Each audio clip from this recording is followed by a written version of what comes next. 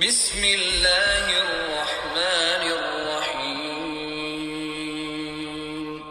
اذا السماء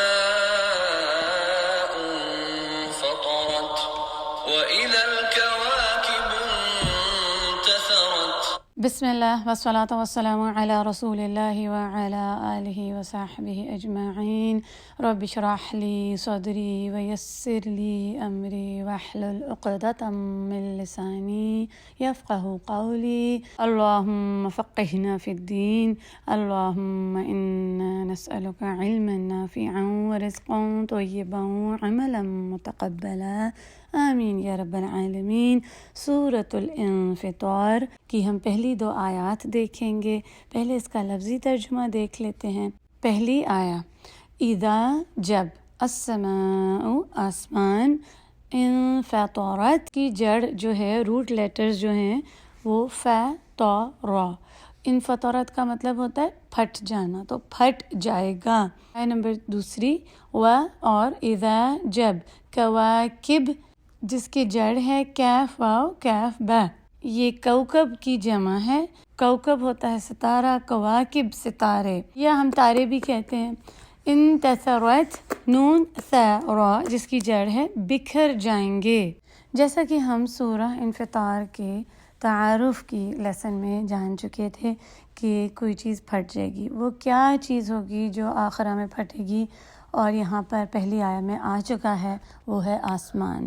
آسمان پھٹ جائے گا۔ سورہ کی شروعات ہی قیامت کی نشانیوں کے ساتھ ہو رہی ہے، جیسا کہ ہم نے پچھلی سورہ میں بھی دیکھا۔ انفطرت جو ہے لفظ، وہ ہمیں ماضی کے بارے میں بتا رہا ہے کہ جیسے یہ ہو گیا۔ انفطرت میں تا ساکن کا جو صیغہ ہے وہ ماضی کے لیے آتا ہے، یعنی ہو چکا ہے، اتنی یقینی بات ہے کہ جو ہم تو فیوچر کی بات کو کہتے ہیں ہوگا، لیکن جو اللہ سبحانہ وتعالیٰ کی بات ہے وہ سچی ہے، تو وہ ایسی ہے کہ جیسے یہ ہو ہی گیا۔ اللہ اکبر، وقت تو اللہ کے ہاتھ میں ہے۔ آسمان پھٹ گیا، پر جب ہم اس کو پڑھتے ہیں تو ہم اس کو مستقبل کے لیے استعمال کرتے ہیں، تو وہ کیسے؟ دیکھیں، جب شروع میں اذا آ جاتا ہے نا، تو اذا سبحان اللہ مطلب کو چینج کر دیتا ہے، کسی بھی ماضی کے مطلب کو مستقبل میں۔ اسی لیے یہاں پر اس لفظ کو ہم پڑھتے ہیں فیوچر کے لیے، مستقبل کے لیے، بلکہ ہے تو یہ ماضی کا لفظ۔ تو آسمان پھٹ جائے گا، ٹوٹ جائے گا، باہر نکل آئے گا، ٹکڑے ہو جائے گا، چر جائے گا۔ انفطرت کے یہ سب معنی ہیں۔ اذا ایک اور مطلب بھی دیتا ہے، اور وہ فجائیہ کا ہے کہ کوئی چیز اچانک ہو جائے گی، تب بھی اذا کا لفظ آتا ہے۔ اللہ اکبر، تو یہ آسمان اچانک ہی پھٹ جائے گا، اس میں کوئی وقت نہیں لگے گا۔ ہم سوچتے ہیں اتنا بڑا آسمان ہے تو شاید اس میں وقت لگے گا۔ ہمارے پاس کوئی کپڑا بھی ہو تو اس کو کاٹنے میں کتنا وقت لگتا ہے۔ درزی بھی ہوں، بڑے پروفیشنل ہوں، بہت عرصے سے اس کام میں ماہر ہوں، اس کے بعد بھی وہ جب کپڑے کو چیر رہے ہوتے ہیں تو کتنا دھیان سے۔ اللہ اکبر، اور یہ اتنا بڑا آسمان کیسے پھٹ جائے گا، یہ اچانک ہی۔ استغفر اللہ ربی، اللہ سبحانہ وتعالی ہمیں اس وقت کی مشکلات سے محفوظ رکھیں۔ اچھا دیکھیں، اب ہم اگر سورۃ تکویر کو دیکھتے ہیں، جب ہم نے اس کی آیت نمبر 11 پڑھی تو اسی طرح کی آیت تھی۔ اس میں کیا تھا؟ وَإِذَا السَّمَاءُ كُشِطَتْ، جب آسمان کی کھال اتار لی جائے گی، اس کی کھال کو کھینچ لیا جائے گا، وہ پہلا ہے سٹیپ۔ اب ادھر ہم اس سورہ میں دوسرا سٹیپ دیکھ رہے ہیں، پھٹ جائے گا، اور پھر اسی طرح آگے ہم سورہ انشقاق میں دیکھیں گے، اذا السماء انشقت، وہ آسمان جو امن، سلامتی اور حفاظت فراہم کرتا ہے، جب وہی پھٹ جائے گا تو مخلوق کا کیا حشر ہوگا۔ آپ سوچیں نا، ایک گھر کی چھت ہے، اگر وہ ٹوٹ جائے، وہ گر جائے، تو پھر اس میں رہنے والوں کا کیا ہوتا ہے۔ استغفر اللہ ربی۔ اگر ہم ان آیات کو ایسے ہی پڑھتے جائیں تو ہم اس کو صحیح طرح سمجھتے نہیں، لیکن جب ہم ان الفاظ کو سمجھتے ہیں تب ہمیں صحیح سمجھ آتی ہے۔ سبحان اللہ، عربی زبان اتنی یونیک ہے، اور خاص طور پر اس کے جو الفاظ ہیں وہ ایک تصویر بنا دیتے ہیں۔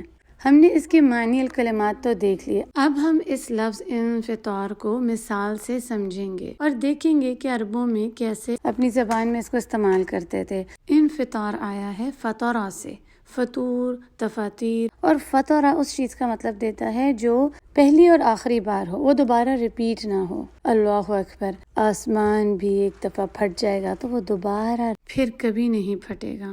اس کو ہم مثال سے ایسے سمجھتے ہیں کہ جیسے کنواں کھودا جائے اور جو آخری عمل ہوتا ہے کھودنے کا، جس کے بعد فوراً پانی نکل آتا ہے، فطر البئر ابتدأ حفرها۔ اگلی آیت، جب آسمان پھٹ جائے گا اور تارے بکھر جائیں گے، وَإِذَا الْكَوَاكِبُ انتثرت۔ کواکب جمع ہے اور کوکب اس کا واحد ہے، تو صرف تارے ہی نہیں، ستارے ہی نہیں، بلکہ کواکب میں اور جتنے بھی بڑے بڑے پلینٹس آتے ہیں، جو بھی بڑی بڑی جتنے بھی مادے شمار کیے جاتے ہیں وہ کواکب میں آ جاتے ہیں، وہ سب ہی گر جائیں گے۔ اچھا، سورۃ التکویر کی آیت نمبر 2 میں ہم نے پڑھا تھا وَإِذَا النُّجُومُ انكَدَرَتْ، تو پہلے کیا ہوا کہ تارے ماند پڑ گئے، گدلے ہو گئے، ان کا رنگ بدل گیا، اور اس کے بعد جو نیکسٹ سٹیپ ہے، اگلی سٹیج کیا ہے کہ وہ گرنا شروع ہو گئے، بکھر گئے، پھیل گئے۔ انتثار نظم کا اپوزٹ ہے۔ نظم یہ ہوتا ہے کہ ہر چیز ایک آرڈر میں ہونا، ایک صحیح جس انتظام میں ہونا، جو ایک فورس، ایک طاقت اس سب کو، ان سب تاروں کو، ان سب پلانٹس، ان باڈیز کو آپس میں جوڑے ہوئی تھی، وہ ہی ٹوٹ گئی، سارا نظام ہی درہم برہم ہو گیا۔ یہاں پر وہ بتایا جا رہا ہے انتثار کا اپوزٹ نظم۔ اس کے ہم معنی الکلمات دیکھ لیتے ہیں تاکہ بات صحیح طرح سمجھ آ جائے۔ انتصرت یعنی تساقطت، گر جانا۔ انتصرت نکلا ہے نثار سے، اور اسی طرح کا ایک ملتا جلتا لفظ ہے انتشار، جس کا کیا مطلب ہے؟ پھیل جانا، جس کو انگلش میں ڈسٹریبیوٹ اور ڈسپرس بھی کہتے ہیں۔ انتشار جو ہے وہ عمل ہے۔ انتصرت بکھرنے سے آپ ایسے سمجھیں کہ کبھی آپ مٹھی بھرتے ہیں یا کبھی اپنے ہاتھ میں، انگلیوں میں اکثر مرچ مسالہ چھڑکتے ہیں کھانوں پر۔ جیسے کہ میں سمجھا رہی تھی لڑکیوں کو کہ اکثر وہ کیک کے اوپر جب ٹاپنگ کرتے ہیں، اسپرنکلز پھینکتے ہیں، تو کیسے اگر ہاتھ سے پھینکیں تو ادھر ادھر ہر جگہ وہ پھیل جاتے ہیں، ہر جگہ کو وہ پھیل جاتے ہیں، چاہے اسپرنکلز ہیں، کوئی نمک ہو گیا، کوئی مرچ مسالہ، ہر طرف کو جا رہے ہوتے ہیں، ہر سمت کو پھیل جاتے ہیں۔ اب آپ ذرا اس چیز کو اپنے خیال میں لے کر آئیں۔ اللہ اکبر، جتنے بھی یہ تارے ہیں، ستارے ہیں، بڑی بڑی پلینٹس ہیں، مادے ہیں، کیا کچھ ہے آسمان میں، کتنے بڑے ہیں یہ کہ ہمارا ارتھ کا جو زمین جو ہے، ہمارا پلینٹ، وہ تو اس کے آگے کچھ بھی نہیں ہے۔ اتنے بڑے ہیں کہ ان سب تک تو جانے کو چھوڑیں، سائنسدان ان کا پوری طرح مطالعہ بھی نہیں کر سکے، ان کو پوری طرح ڈسکور بھی نہیں کر سکے ہیں، اور یہ سب اللہ عز و جل، اللہ جل جلالہ کے آگے کتنے چھوٹے ہیں، جیسے ریت کے دانے۔ جب اللہ کا اذن ہوگا یوم القیامہ میں تو ایک پل میں یہ سب بکھر جائیں گے، سارا نظام درہم برہم ہو جائے گا، اور نہ صرف یہ تارے بلکہ تمام کائنات، تمام مخلوق، جو کچھ بھی ہے، وہ رب العزہ اپنی مٹھی میں لے کر کہیں گے لیمن الملک اليوم، آج کے دن کون ہے مالک؟ اللہ اکبر، یہ ہے اس کی قدرت، اس کی طاقت۔ اسی لیے تو آتا ہے نا ان اللہ علی کل شیء قدیر، کہ وہ ہر چیز پر قادر ہے، اور ہم اس کے آگے کتنے چھوٹے ہیں، اس رب العالمین کے ہم ناچیز سے بندے ہیں۔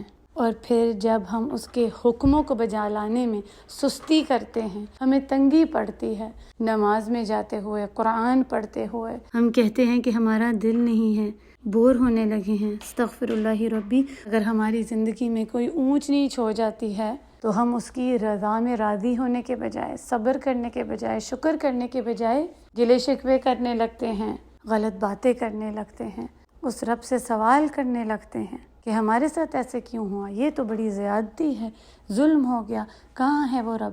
استغفر اللہ، ہماری کیا جرت، ہماری کیا مجال ہے کہ ہم اس رب العزہ کے آگے یہ سب کہہ سکیں، جو اس تمام کائنات کا رب ہے، جو اس دنیا کا بھی اور آخرہ کا بھی مالک ہے۔ ان آیات کو ایسے ہی نہیں گزر جانا، بلکہ ان پر بہت غور و فکر کرنا ہے، تدبر کرنا ہے، الوقفات تدبریہ، ان کو سیکھیں، سمجھیں، ضرور اپنے خیال میں لے کر آئیں کہ کیا ہوگا وہ وقت، کیسا ہوگا وہ وقت جب آسمان پھٹ جائے گا، تارے بکھر جائیں گے۔ اسٹوڈنٹس اپنے خیالات کو شیئر کریں، اور اگر آپ کا کوئی بھی سوال ہے تو انشاءاللہ تعالی اس کا جواب میں انشاءاللہ تعالی اگلی کلاسز میں دے دوں گی۔ جب اس سورہ کو اور ان آیات کو پڑھیں جو قیامت کے بارے میں ہیں تو ہم اس دعا کو نہ مانگنا بھولیں جو ہم نے پچھلے لیسنز میں کور کر لی ہے۔ اللہم انی اعوذ بک من ضیق الدنیا و ضیق یوم القیامہ۔